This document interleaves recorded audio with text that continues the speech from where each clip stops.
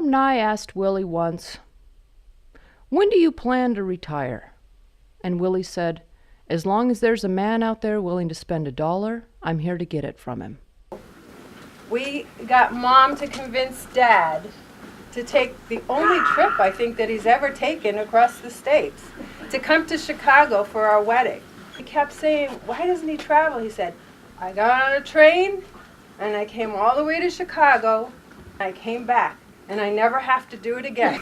Never had Willie drive up to your front door and get out, bring his little satchel, little bag, and come in and give you a haircut. And in fact, he'd bring his harmonica with him too, and if you asked, he could play that. But,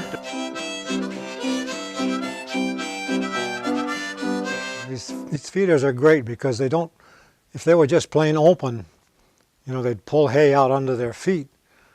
So I built these V. They don't waste any hay hardly at all. When I clean them out, I just take the tractor and bucket, and scoop it up and put it in a spreader and spread it. A lot of these old barns have got wooden posts. Everything here is stone, so they're never going to wear out. And well, my grandfather had the idea that if he could catch the liquid from the cows, he could spread that on the fields for fertilizer, but the first load they spread, they couldn't see where they spread it. So it didn't work at all. They're a beautiful cow, in my opinion. Their face is so white. If you start right off petting them and putting a rope on them, you can make real pets out of them. I remember one cow I had, well, one heifer, she's always come close to my heels, and I was afraid she was going to step on my heels. So I said, "I'll fix you," and I stepped over the fence, and she jumped over too, over the electric fence. I didn't fix her, she fixed me. My kids have thanked me more than once for bringing them up on a farm. They just learn so much, well, common sense, and they learn a lot of ways to do things which you don't learn today. We're thinking of going on the internet to sell all our syrup. Well, we had a guy visit us from the astronaut program, and he wanted a sample to take with him up into space. So we gave him a small bottle. We've got what he's brought back. It's been for a long ride. We got a chance to raise hatching eggs.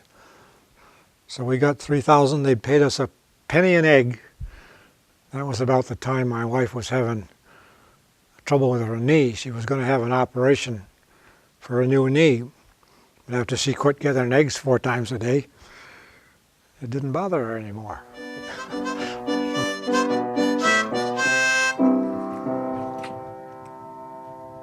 See those boards up there? See, the hay used to come through those doors up there on a track with a winch. The winch is over there. We used to drop it on that platform, and the winch would pick up this end, and the hay would slide down into the bay. And then we had to go down and spread it around, which wasn't much fun. Willie is one of a precious few left in Ashfield who make me feel like everything is like it ever was.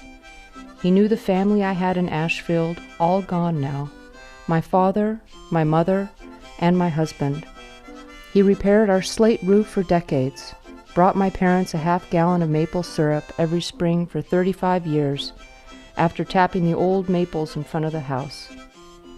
I cried after he left, thinking about how we were going to lose William in the not-too-distant future.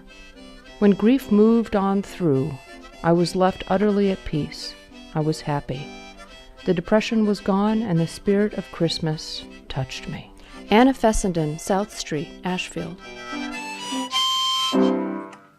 How's that?